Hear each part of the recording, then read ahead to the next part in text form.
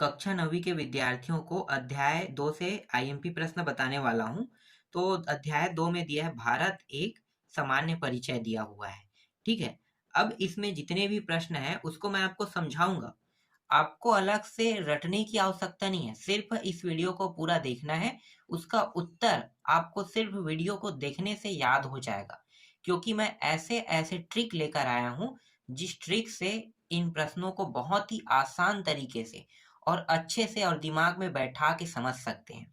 ठीक है? मैं प्रश्नों को पढ़ूँगा और उसका उत्तर ना एक नए तरीके से दूँगा। इन तरीकों का उपयोग करके आपके शिक्षक भी आपको नहीं पढ़ाते होंगे। ठीक है? तो चलो मैं आपको प्रश्न दिखाता हूँ, उसके बाद मैं इसका उत्तर दूँगा। देखो प्रश्न क्या है? पहला प्रश्न, हिमालय से निकलने वाली सदानीरा नदियों के नाम बताइए कह रहा है। ठीक है? तो मैं इसके लिए एक आकृति बना लेता हूँ। हिमालय पर्वत की आकृति नहीं, भारत की आकृति। क्योंकि भारत देश जो है उसके उत्तर में क्या है? हिमालय पर्वत है ना? तो पहले यहाँ पे ये कुछ इस प्रकार से भारत का नक्शा बनता है। देखो आप लोगों को ना नक्शा भी बनाना आ जाएगा। जैसे मैं कर रहा हूँ वैसे अगर आप करोगे तो इस तरह से नक्शा बन जाएगा। और ये रहा इस तरह से, आपको यहाँ पे घुमा देना है, ऐसे करना है और फिर ऐसे, फिर ये रहा बांग्लादेश भी बन गया। ठीक है? इसके बाद यहाँ पे छोड़ देना है। यहाँ से थोड़ा सा टफ लगता है ना, तो नक्शा को तो इसके बाद यहाँ पे बनाना है आपको इस तरह से, और ये ऐसे उतार देना है, फिर यहाँ पे थोड़ा सा ऐसे मोड़ना है, फिर फोल्ड करना है, फिर सीधे आते जाना है और ये ऐसे 2 बार इस तरह से करना है। फिर ऐसे करने के बाद इसको ऐसे नीचे की ओर ले आना है और यहाँ से मोड़ के इसको यहाँ तक जोड़ देना है इस तरह से। ठीक है? ये पूरी आकृति भारत के जैसा तो नहीं है सेम टू सेम, लेकिन लगभग तो है ना। ठीक है? तो मान लो कि ये भारत का नक्शा है, रियल नहीं बन पाया लेकिन नक्शा तो बन गया ना भारत का। ठीक है? अब यहाँ पे क्या है? श्रीलंका है, बाद में चलो मैं दर्शा ही देता हूँ। यहाँ पे श्रीलंका है, श्रीलंका देश, और ये जुड़ा हुआ है इस तरह से, राम सेतु से जुड़ा हुआ था, ऐसा निशान रहता है। प्रश्न जो पूछा था अब उसके बारे में बात कर लेते हैं भाई। हिमालय से निकलने वाली, तो हिमालय पर्वत जो है ना यहाँ से शुरू होती है। तो मैं इसके लिए हिमालय पर्वत को बना लेता हूँ कुछ ऐसा। ठीक है? ऐसे ये सब क्या है? हिमालय पर्वत की आकृति है।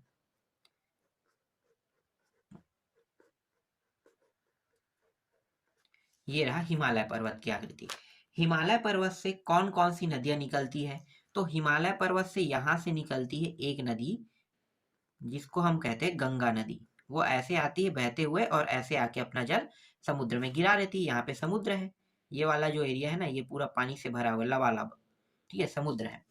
तो इस नदी को क्या नाम देते हैं? ये नदी जो है ये गंगा नदी है। गंगा नदी हिमालय से निकलती है और इसकी सहायक नदी भी है ना, यहीं से निकला है, यहाँ से। इसकी सहायक नदी है, ऐसे ऐसे घूम के यहाँ पे इलाहाबाद में अपना जल कहाँ पे गिरा देती है? गंगा नदी पे।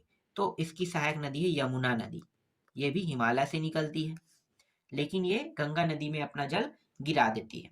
ठीक है? फिर ये मानसरोवर झील है ना यहाँ पे, मानसरोवर चाइना तिब्बत में, तिब्बत से, तो यहाँ से ऐसे बहते हुए ये नदी यहाँ पे ऐसे, इसके बाद मुड़ के ये गंगा नदी के साथ जाके मिल जाती है। इसे तिब्बत में ना दूसरे नाम से जाना जाता है और इसे जब ये भारत में आता है तो इसे ब्रह्मपुत्र नाम से जाना जाता है, ब्रह्मपुत्र। और तिब्बत में इसे सांगपो के नाम से जाना जाता है, सांगपो नदी। ठीक है? यहाँ पे ये यहाँ तक के आने पर सांगपो नदी, और यहाँ से जब ये नीचे की ओर आएगा तो इसे ब्रह्मपुत्र नदी के नाम से जाना जाता है। तो हम तो भारत की बात कर रहे हैं ना, तो सांगपो भी लिखोगे तो भी गलत नहीं होगा क्योंकि इसका नाम जो है सांगपो भी है और ब्रह्मपुत्र भी है। और इसे जब ये यहाँ पे अपना जल गिराती है तो ब्रह्मपुत्र नहीं होता है, जमुना नदी बन जाता है। क्या बन जाता है? यही नदी यहाँ से यहाँ जब बांग्लादेश में आती है तो ये गंगा के साथ मिलके दोनों नदियों के मिलन से जमुना बन जाता है। ठीक है? तो अभी इतना मत जानो, बस इतना जानो कि यमुना नदी हिमालय से निकलती है, गंगा नदी निकलती है, कैसे कैसे बह रहे हैं मैं बता रहा हूँ। ठीक है? और ये ब्रह्मपुत्र नदी जिसे सांगपो कहा जाता है ये भी हिमालय से निकलती है। इसके अलावा रावी नदी है, व्यास नदी है, ठीक है। तो यहाँ से रावी नदी, ये जो सिंधु नदी है ना, यहाँ से सिंधु नदी निकलती है, यहाँ से ऐसे, ठीक है, बहते हुए ये कुछ इस तरह से ऐसे आ जाती है, ये सिंधु नदी है। सिंधु नदी, ठीक है, सिंधु नदी हालांकि ये हिमालय से तो नहीं निकली लेकिन इसकी सहायक नदी है, जैसे कि रावी, ठीक है, और एक क्या है, व्यास है, ठीक है। इसके जितने भी सहायक नदी है वो सभी, रावी, व्यास, मैं यहाँ पे चिनाब को भी ले लेता हूँ और झेलम को भी ले लेता हूँ, ठीक है। ऊपर को रावी, इसको व्यास नदी, इसको क्या कहूंगा, चिनाब, और इसे झेलम नदी। तो ये चारों नदी देखो, रावी, व्यास, चिनाब, झेलम, ये नदियां भी कहाँ से निकलती है, हिमालय से निकलती है। और आपके प्रश्न में क्या पूछा गया था कि हिमालय से निकलने वाली नदियों के नाम बताइए, तो नाम याद हो गया, गंगा, यमुना, ब्रह्मपुत्र, रावी, व्यास, चिनाब, झेलम, इस तरह से, ठीक है। बहुत आसान था। जब भी आप ट्रिक का उपयोग करोगे और इस वीडियो को देखोगे ना, तो कभी भी डाउट नहीं होगा, क्योंकि मैंने आकृति में बता दिया है कि नदियां कैसे बह रही है, किधर बह रही है। ये जो सिंधु नदी है ये पाकिस्तान में बह रही है, देखो ये भारत का हिस्सा था, इसके बाद ये पाकिस्तान आ जाता है, तो पाकिस्तान में बह रही है, ठीक है। आगे देखो, दूसरा प्रश्न क्या है यहाँ पे, उत्तरी ध्रुव से आने वाली बर्फीली ठंडी हवाओं से हमारी रक्षा कौन करता है, तो हिमालय कहना है, ठीक है। क्या लिखना है, हिमालय। कैसे, देखो ये हिमालय पर्वत है, अब यहां से आ रहा है ठंडी हवाएं, जिसे हम जेठ पछुआ धारा कहते हैं। क्या कहते हैं, जेठ पछुआ, पछुआ धारा, ठीक है। तो जेठ पछुआ धारा कहते हैं। ये जो है ना, हिमालय में ऐसे टकराने के बाद एक हिस्सा इधर चले जाता है और एक हिस्सा भारत में आ जाता है, ठीक है। एक हिस्सा इधर चला जाएगा, टकराएगा, तो एक हिस्सा इधर। तो ये जो ठंडा है ना, ठंडा ठंडा क्षेत्र, ठीक है, तो पूरे के पूरे भारत में नहीं घुसता है। इसी वजह से क्या होता है कि जेठ पछुआ धारा टकरा के ये चाइना साइड चला जाता है, तो चाइना के ये वाला जो एरिया है ना, जो हिमालय के उस पार है, और हम हिमालय के इस पार रहते हैं, तो हिमालय के उस पार कौन रहता है, चाइना। तो चाइना में बहुत ही बर्फबारी, ठंडी, ये सब चीज पड़ते रहता है, और हमारे पास जो हवा आता है वो कम मात्रा में आता है। तो इसीलिए कम मात्रा में आने के कारण क्या है कि हमें ज्यादा ठंड का सामना नहीं करना पड़ता है। और ठंड का सामना अगर करना पड़ता है तो यहाँ पे पास में पाए गए जो राज्य है ना, जैसे कि जम्मू कश्मीर सबसे ज्यादा ठंडा होता है, हिमाचल प्रदेश, फिर यहाँ पे पंजाब है, यहाँ पे राजस्थान है, तो इन इन राज्यों को ठंडे का सामना करना पड़ता है, ठीक है। इसको भी मैं आपको समझा रहा हूँ, देखो ठंडे का सामना यहाँ आपके लोगों को करना पड़ता है, ठीक। और ये जो है ना, यही हवा, मतलब जो जेठ पछुआ धारा है, जो यहाँ से नीचे की ओर जब आती है तो अपने साथ ना ये जल को लेकर आती है। मतलब जब ठंड के दिन में बारिश होता है, कहते हैं ना, तो ठंड के दिन में बारिश ना कोई मानसून से नहीं होता है, वो होता है यही जेठ पछुआ धारा के कारण मानसून वर्षा होता है। समझ में आ गया। तो ये जो हिमालय है ये उत्तरी ध्रुव, ठीक है, ये जेठ पछुआ धारा की जो हवाएं हैं इससे हमारी सुरक्षा करता है। अब यही जब मुड़ जाएगा ना, ये तो पश्चिमी है, फिर उत्तर से यहां से भी हवा आता है, ये रहा उत्तर ध्रुव, हिम कहाँ से आ रहा है, ऊपर की ओर से, ठीक है। यहाँ से ठंडी, और ठंड के दिन में आता है यहाँ से, ठीक है। तो ठंड के दिन में ये जो हवा आता है उसे हिमालय रोक लेता है। हिमालय रोक लेगा तो पूरा का पूरा हवा कहाँ पे रह गया, चाइना में। तो चाइना में इसी कारण से बहुत ज्यादा ठंडी पड़ती है, और भारत में ये हवा नहीं आ पाता है, तो बर्फों की बारिश भारत में नहीं होता है, जिस कारण हमारे फसल अच्छे होते हैं। अगर ये आ जाता तो हमारे फसल जो है बर्बाद हो जाते, ठीक है। इस बात को आपके सर गुरुजी ने बताया होगा, फसलों से संबंधित है तो, ठीक है, समझ में आ गया। तो उत्तर क्या रहेगा दूसरा का, हिमालय हमारी रक्षा करता है, ठीक है, क्योंकि ये पूरा हवा को रोक लेता है। चलो तीसरा प्रश्न देखते हैं, भारत की बाह्य सीमा को छूने वाले पड़ोसी देशों की सूची बनाइए।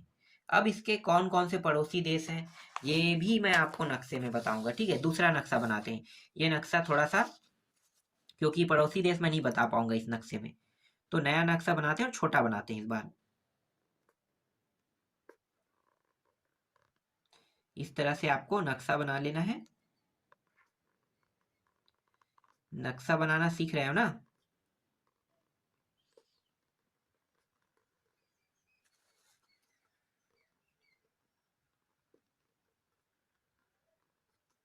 इस तरह से, और ये इस तरह से, फिर इस तरह से, फिर इसे ऐसे करते जाना है, फिर यहाँ पे 2 बार राउंड कर देना है, फिर इस तरह से, और ये रहा थोड़ा सा, और ये इस तरह से मोड़ देना है। ठीक है, इतना काफी है। नक्शा जैसा भी बने, लेकिन बन तो गया। ठीक है, ये रहा। अब पड़ोसी देश बताना है। तो ये जो एरिया है ना, यहाँ से ऐसे अगर इसे डॉट डॉट में कर दे तो ये नेपाल है। क्या है? नेपाल देश। ये पड़ोसी देश है भारत का। और भारत के पड़ोसी देश में ये भी है, भूटान है। ये भूटान छोटा सा, देखो ये भूटान पड़ोसी देश है। नेपाल भूटान भी हो गया। और ये वाला भी ना इसका पड़ोसी देश है, इसे बांग्लादेश कहते हैं। ठीक है, बांग्लादेश पड़ोसी देश हो गया।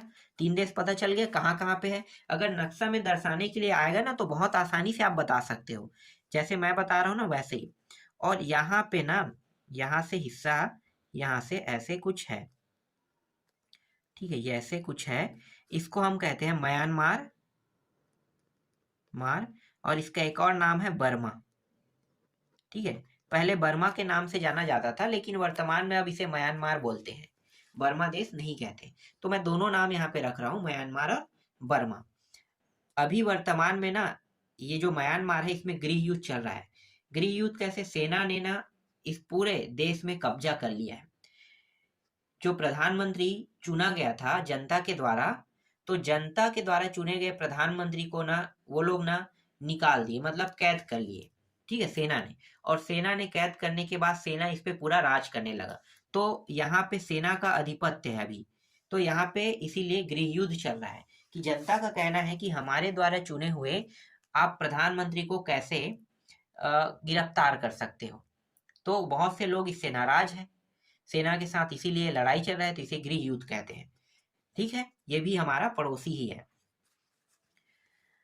इसके बाद यहाँ पे है पाकिस्तान। ठीक है, पाकिस्तान यहां से ले लो ऐसे, ये है पाकिस्तान। ये भी हमारा पड़ोसी देश है, जिसके साथ हमारा सीमा विवाद के कारण बहुत से लड़ाई होते रहता है इसके साथ। ठीक है, तो पाकिस्तान हो गया। और पाकिस्तान से ऊपर में यहाँ पे है अफगानिस्तान। अफगानिस्तान, अफगानिस्तान के बारे में अभी आप लोगों ने बहुत ज्यादा न्यूज सुने होंगे। ठीक है, यहाँ भी क्या हो रहा था, गृह युद्ध चल रहा था बहुत समय से। और तालिबान ने अभी कब्जा करके अब शासन कर रहा है, यहाँ पे तालिबानियों का शासन है अफगानिस्तान में। तो अफगानिस्तान भी हमारा पड़ोसी देश है। इसके बाद बहुत बड़ा देश और है, ये चाइना है। ठीक है, मैं यहाँ पे चीन लिख लेता हूँ, या चाइना। ठीक है, चीन। चीन देश भी हमारा पड़ोसी देश है। ठीक है, पूरे भारत देश के लिए सिर्फ 2 ही दुश्मन है, एक तो ये पाकिस्तान है और एक चीन है। ये चीन जो है ना, सबसे दोगलापंथी काम करता है। क्या काम करता है? कि ये चीन जो है ना, पाकिस्तान को पैसे देता है, बहुत सी चीज देता है, और भारत के साथ लड़ाई करवाता है, और इधर से ना हमारे हिस्से को कब्जा करना चाहता है। एक चीज अच्छा है कि अभी जो सत्ताधारी सरकार है ना, वो पावरफुल है। वो कहता है कि मैं तो छोड़ूंगा नहीं।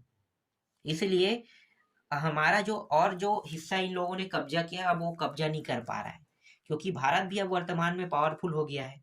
ठीक है, अगर ये सरकार नहीं आता, तो फिर चीन को कोई ना कोई हिस्सा हमें देना पड़ता। ठीक है, एक बार क्या हुआ था, मैं स्टोरी बताता हूँ, राहुल गांधी वाला। राहुल गांधी जब कांग्रेस की सरकार थी, मैं यहाँ पे दोनों के बारे में ये नहीं कह रहा हूँ कि खराब है। ठीक है, उस समय हम पावरफुल नहीं थे, जिस समय कांग्रेस की सत्ता थी। वो भी मनमोहन सिंह की सरकार थी, उस समय की बात बता रहा हूँ। ठीक है, मनमोहन सिंह को उन्होंने प्रधानमंत्री बना दिया था। तब क्या हुआ था कि एक बार सीमा में विवाद चल रहा था।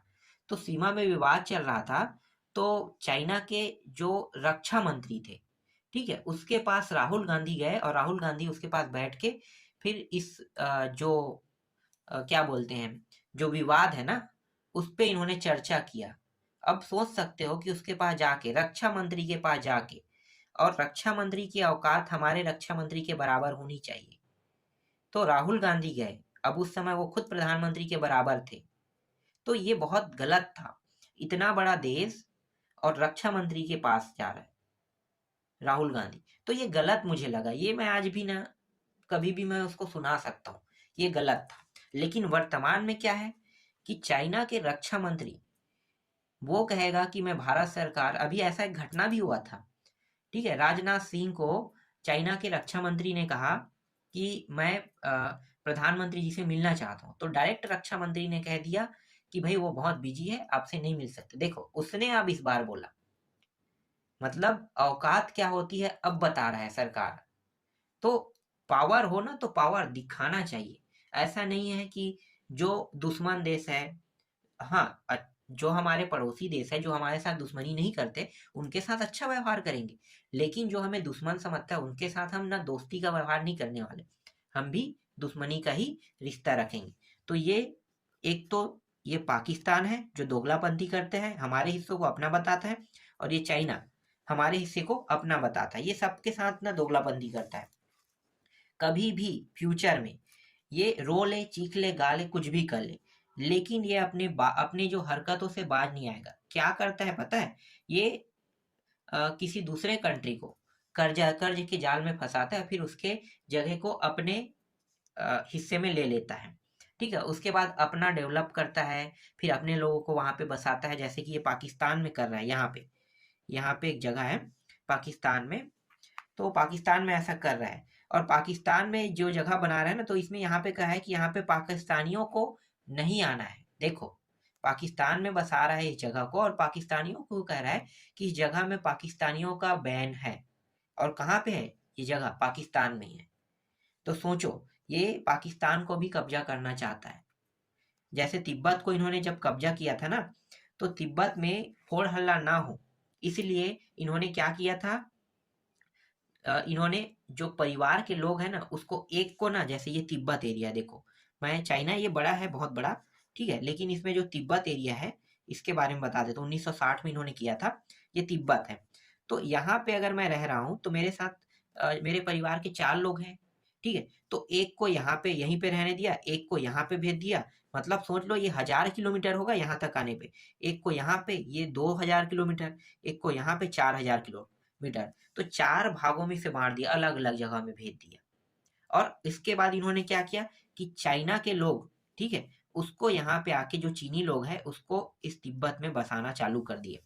अब क्या हो गया, चीनी लोग यहाँ पे बसने लगे। अब चीनी लोग बसेंगे तो उससे कौन मारपीट करेगा, क्योंकि उनकी संख्या ज्यादा है। एक के साथ 4 मैं था, तो मैं इससे लड़ सकता था, ठीक है, मेरे एक भाई को यहाँ पे, फिर मेरे दोस्तों को यहाँ पे, फिर इसको यहाँ पे भेज दिया, ऐसा ऐसा कुछ हुआ है।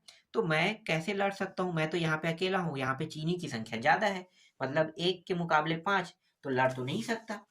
इसीलिए तिब्बत क्या हो गया, चीन के कब्जे में आ गया। ठीक इस प्रकार से। चलो, मैं आपको बहुत इंटरेस्टिंग इंटरेस्टिंग जानकारी देते जा रहा हूँ ना, अच्छे से सुनना, ठीक है, ज्यादा मैं नहीं देना चाहता हूँ, पर क्या करूँ, इतना इंटरेस्टिंग कहानी है। और यहाँ पे है श्रीलंका है, इसे हम कहते हैं श्रीलंका। और यहाँ पे कुछ दूरी पे ना, ऐसे छोटे से डॉट डॉट डॉट में द्वीप है, इसे हम मालदीव कहते हैं। मालदीव, इसके साथ अच्छा संबंध है इन सभी कंट्री के साथ, सिर्फ इन दोनों के साथ बस छोड़ के। ठीक है, तो कितने हो गए देखो, अफगानिस्तान, पाकिस्तान पड़ोसी है, चाइना पड़ोसी है, नेपाल है, भूटान है, म्यांमार है, बर्मा है, हाँ, म्यांमार, बर्मा, और ये बांग्लादेश है, फिर श्रीलंका है, और ये मालदीव है। ठीक है, तो इतने सारे देश जो है हमारा क्या है, पड़ोसी देश है। याद रहेगा? ठीक है, आगे देखो, तीसरा प्रश्न। सार्क से तात्पर्य है, सार्क एक ना एशिया का संगठन है। क्या है? एशिया देश का संगठन। और इसका पूरा नाम क्या है? साउथ एशियन, एस का मतलब साउथ, ए का मतलब एशियन, ए का मतलब एसोसिएशन, आर का मतलब रीजियोनल, और सी का मतलब होता है कॉरपोरेशन। ठीक है, इसका अर्थ पता चल गया। ठीक है, इसका फुल फॉर्म ही आपको बताना था। इसके बाद देखो, हमारे देश में देश की प्रमुख मध्याह्न रेखा जिसे देशांतर रेखा कहते हैं कौन सी है? दो रेखाएं हैं, मैं आपको अब नक्शा के माध्यम से ही बताऊंगा। ठीक है, दो रेखाएं। ये पहले मैं यहाँ पे थोड़ा सा ग्लोब बनाता हूं तो आपको अच्छे समझ में आएगा, उसके बाद उसको मैं अच्छे से बता पाऊंगा। ठीक है, दो रेखा है और यहाँ पे ये जो रेखा है ना, इसे हम कहते हैं देशांतर रेखा, और ये 0 अंश है। 0 अंश देशांतर रेखा है। अगर मैं इस और एक अंश आगे बढ़ूं तो ये एक देशांतर हो जाएगा, फिर एक रेखा आगे बढ़ूं तो ये कितना हो जाएगा? 2 देशांतर हो जाएगा। ठीक है, इसी तरह से। और हमारा भारत देश है ग्लोब में यहाँ पे, कहाँ पे? यहाँ पे, इस तरह से। ठीक है, इस तरह से मैं दिखा देता हूँ, ऐसे मान लो। ठीक है, इस तरह से भारत देश यहाँ पे है। अब भारत देश ये वाला हिस्से को जब टच करता है ना, तो ये इसी तरह से 1 2 पॉइंट चलते चलते 67 अंश के आसपास आता है, तब ये टच करता है। और अंतिम बिंदु क्या है? अंतिम बिंदु ये है 97। ये किनारे से ये किनारे के बीच में 97 का होता है। इन दोनों में डिस्टेंस कितने का है? लगभग लगभग 30 का डिस्टेंस है। ठीक है, 30 का आधा अगर मैं कर दूं तो, क्योंकि मुझे मध्य रेखा बताना है ना, मध्याह्न रेखा, तो 30 का आधा कितना होता है? 15। तो ये जो 67 है, इसमें 15 को क्या कर देंगे? 15 को जोड़ देंगे, 67 में 15, तो लगभग लगभग ये आ जाएगा 82 30, 82 अंश 30 आ जाएगा। तो यही क्या है? मध्य रेखा है। मध्य रेखा को हम नाम से जानते हैं देशांतर रेखा। ठीक है, देशांतर रेखा को, ये जो मध्य रेखा है, भारत का मध्य रेखा यही है, क्योंकि दोनों के बीच में आना चाहिए। तो इसके बीचों बीच से ना ये रेखा गया है, इसी को पूछा इन्होंने। ये बीच वाला रेखा, बीच वाला रेखा क्या है? 82 30 समझ में आ गए? ये तो बाहरी है, ये भी बाहरी है, और बीच से जाने वाले रेखा के बारे में पूछा है। तो इन दोनों के बीच में बीच वाला रेखा है 82 30 है। तो 82 30 देशांतर रेखा भारत के मध्य बिंदु से जाता है। इसे हम IST रेखा भी कहते हैं, इसी को IST रेखा या फिर समय मानक रेखा, मानक रेखा। ठीक है, समय को इसी के हिसाब से बनाया गया है। ये जो 0 अंश अक्षांश है ना, यहाँ पे एक कंट्री है जिसका नाम है ब्रिटेन। ब्रिटेन सुने होंगे, इंग्लैंड सुने होंगे। ठीक है, ठीक है, तो ब्रिटेन, इंग्लैंड, और उसकी राजधानी का नाम क्या है? लंदन। ठीक है, तो लंदन मान लो यही 0 अंश अक्षांश में है लंदन। तो लंदन से हमारा समय कितने घंटा आगे है? 5.5 घंटा, 5:30, मतलब 5.5 घंटे आगे है लंदन से हमारा समय। क्योंकि सूर्य पूर्व दिशा से उगता है तो ये तो पूर्व है, और ये पश्चिम है, ऊपर उत्तर नीचे दक्षिण। तो पूर्व से उगता है, तो उगते उगते आएगा तो पहले तो हमारे देश में आएगा ना सूर्य का प्रकाश, बाद में फिर यहाँ पे पहुंचेगा। तो इसके हिसाब से लंदन से हमारा समय 5 घंटे क्या है? आगे है। समझ में आ गया? ठीक है। और इन्होंने जो प्रश्न पूछा था वो क्या था? हमारे देश की प्रमुख मध्याह्न रेखा पूछ रहा है। मध्याह्न रेखा मतलब समय रेखा, तो यही है। समय को हम इसी के हिसाब से बांटे हैं, 82 अंश 30 क्या उत्तर लेना है? 82 अंश 30। समझ में आ गया? चलो आगे बढ़ते हैं। हर प्रश्नों का जवाब मैं आपको अच्छे से दे रहा हूँ। अगर इस ट्रिक का उपयोग करोगे तो कभी भी भूलोगे नहीं, जब भी आप चाहो तब भी पढ़ सकते हो। बहुत इजी है। आपके राज्य में कितनी भाषाएं बोली जाती है? ठीक है, तो ये तो एक सिंपल टॉपिक है, ऐसे ही मैं बता सकता हूँ। हमारे राज्य मतलब छत्तीसगढ़ की बात कर रहे हैं। हिंदी हम बोलते हैं, जैसे मैं अभी आपको हिंदी में पढ़ा रहा हूँ। हो सकता है मैं किसी दिन आपको छत्तीसगढ़ी में पढ़ाऊँ, तो जो छत्तीसगढ़ी भी तो बोलते हैं ना, स्कूलों में भी हम बोल लेते हैं छत्तीसगढ़ी। तो दो भाषाएं हो गई। इसके बाद आपका एक भाषा है हल्बी भाषा है। हल्बी भाषा ना बस्तर के लोग बोलते हैं। बस्तर के लोग गोंडी बोलते हैं, कुरुक बोलते हैं, परजी बोलते हैं, खरिया बोलते हैं, भिलोड़ी बोलते हैं। और ये उड़िया के कुछ लोग क्या है, उड़िया से हमारा पड़ोसी राज्य है उड़िया, तो पड़ोसी राज्य तो उड़िया के लोग आते हैं ना, तो उड़िया भी कुछ लोग बोलना सीखते हैं, सीख गए हैं, तो इसलिए उड़िया बोलते हैं। इतने सारा भाषा जो है बोलते हैं। इसके बाद देखो, अंडमान निकोबार द्वीप समूह किस सागर या खाड़ी में है? तो चलो मैं इसको दिखाता हूँ नक्शे में। ठीक है, ये दोनों नक्शा तो सेम है, ये भी और ये भी, तो मैं यहाँ पे बना लेता हूँ। यहाँ पे ना इस तरह से, फिर डॉट डॉट, फिर इस तरह से, इस तरह से, ठीक है, डॉट डॉट डॉट, ऐसे बहुत सारे, ये रहा, ठीक। तो ये जो ऊपर वाला एरिया है ना, ये ऊपर का, इसे हम कहते हैं अंडमान, और नीचे ये वाला जो हिस्सा है इसे हम निकोबार कहते हैं, निकोबार। और प्रश्न में क्या पूछा है कि ये अंडमान और निकोबार जो द्वीप है, मतलब अंडमान निकोबार द्वीप समूह है, किस सागर में है कह रहे हैं। तो ये क्या है ना, बे ऑफ बंगाल है, मतलब बंगाल की खाड़ी, इसे हम क्या कहते हैं, बंगाल की खाड़ी, ठीक है। ये पूरा बंगाल की खाड़ी में है। तो अंडमान निकोबार द्वीप समूह किसके अंदर आता है, बंगाल की खाड़ी में आता है। उत्तर मिल गया। और इसके बाद ये वाला जो हिस्सा है ना, ये नीचे वाला हिस्सा, इसे हम कहते हैं हिंद महासागर, सागर, ठीक है। और इसे हम कहते हैं अरब सागर।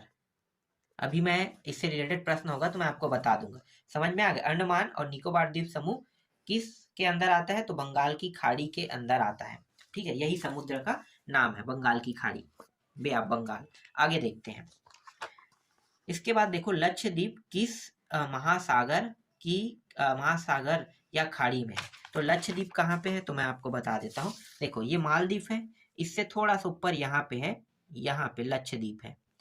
ये क्या है, लक्षद्वीप, लक्षद्वीप। और लक्षद्वीप कहाँ पे है, जैसे कि ये वाला जो नीचे एरिया है हिंद महासागर है, ये बंगाल की खाड़ी है, ठीक है। यहाँ पे लिख लेता हूँ फिर से, इसमें भी लिख लेता हूँ, बंगाल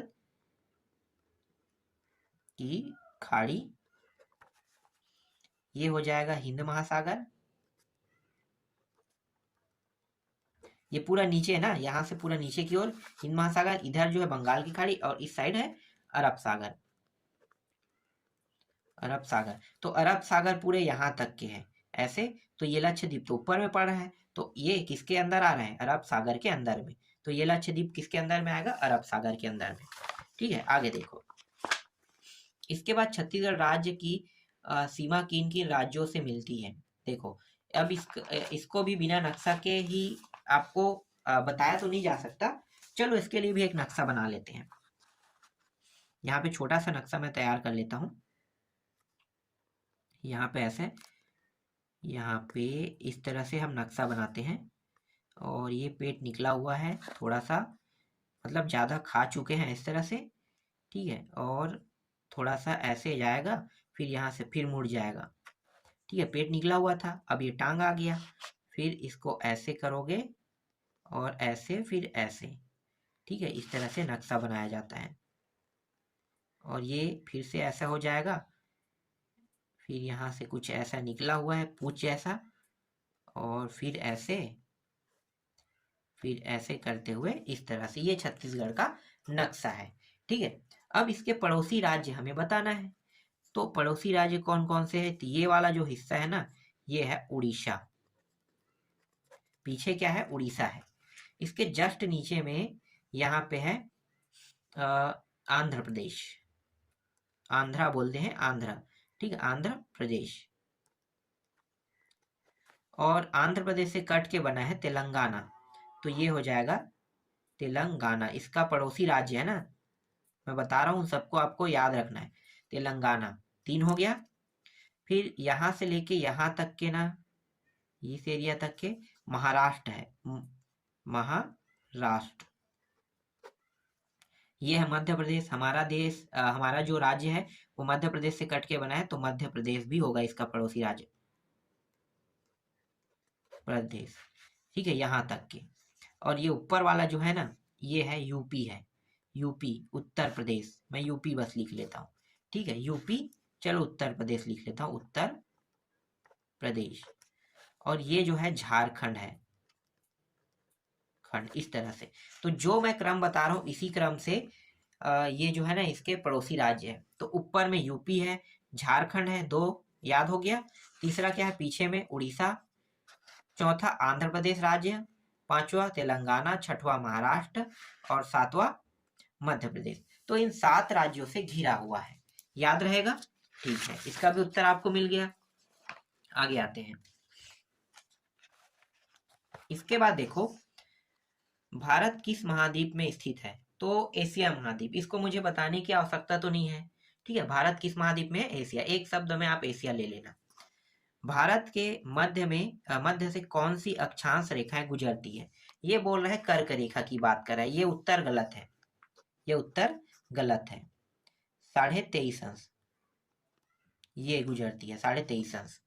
ठीक है, ये आपको ये लेना है, ये सही उत्तर है। मैं आपको बताता हूँ, इसे हम कर्क रेखा नाम कहते हैं।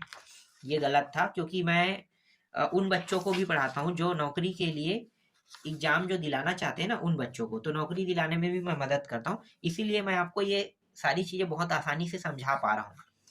ठीक है, ये जो है ना, ये लॉजिकली टॉपिक है, और मैं ऐसे आप लोगों को नहीं पढ़ाता, क्योंकि आपके टॉपिक में इतनी बारीकी से ना आपके सर गुरुजी तो नहीं समझाते होंगे, लेकिन मैं जब भी ना नौकरी वाले बच्चों को बताता हूँ तो उन्हें याद रखना पड़ता है हर टॉपिक को, तो उनको याद कराने के लिए इन टॉपिकों का उपयोग करता हूँ। ठीक है, कर्क रेखा की बात कर रहा है, तो कर्क रेखा, ठीक है, इसी नक्शे का उपयोग कर लेते हैं। भारत के नक्शे में इस तरह से ये बीचों बीच गया है कर्क रेखा, इसे हम अक्षांश रेखा कहते हैं। कितने अंश का? ये 23.5 अंश का है। ठीक है, 23.5 अंश का ये अक्षांश रेखा है, और इसे हम क्या कहते हैं? कर्क रेखा भी कहते हैं इसी को, कर्क रेखा। यही इसका उत्तर रहेगा, सही उत्तर। ठीक है, और ये कर्क रेखा कितने, चलो अगर इससे रिलेटेड प्रश्न होगा तो मैं आपको बताऊंगा, पहले प्रश्न आगे बढ़ाते हैं। ठीक है, ये इसका उत्तर है, 23.5 अंश अक्षांश। आगे देखो, भारत से कन्याकुमारी एवं गुजरात से अरुणाचल प्रदेश तक भारत का विस्तार कितने किलोमीटर? बहुत आसान प्रश्न है। देखो, ये वाला नक्शा उपयोग कर लेते हैं इस बार। यहां से यहां तक के ये कन्याकुमारी है, ठीक है, ऊपर का, और ये नीचे वाला जो है ये क्या है? तमिलनाडु का जो एरिया है ना, क्या बोलते हैं, नहीं, कन्याकुमारी नीचे है, ऊपर क्या है? कश्मीर है, ये कश्मीर है। कश्मीर यहाँ पे है, ऊपर वाला बिंदु पॉइंट, और ये वाला जो बिंदु पॉइंट है ये क्या है? कन्याकुमारी है। मैं यहाँ पे लिख देता हूँ कन्याकुमारी, छोटा है बहुत। ठीक है, ये कन्याकुमारी है और ये ऊपर कश्मीर है। तो ये यहाँ से यहाँ की जो लंबाई है कितना है? 314, लिख लो, 3214 किलोमीटर। ठीक है, किलोमीटर है यहाँ से यहाँ की लंबाई। और ये गुजरात है, और गुजरात से अरुणाचल प्रदेश, तो गुजरात से अरुणाचल प्रदेश, ठीक है, ये सबसे लास्ट पॉइंट तक के जाना था, चलो कोई बात नहीं। तो गुजरात से अरुणाचल प्रदेश की जो लंबाई है, इसकी लंबाई है 2933 किलोमीटर इतनी लंबाई है। ठीक है, अगर पूछा जाए तो देखो, नक्शे में मैंने बता दिया है कि ये कश्मीर है और ये कन्याकुमारी है, इसकी लंबाई 3214 किलोमीटर, और गुजरात ये है और ये अरुणाचल प्रदेश है, तो गुजरात से अरुणाचल प्रदेश की लंबाई 2933 किलोमीटर है। ठीक, आगे देखो,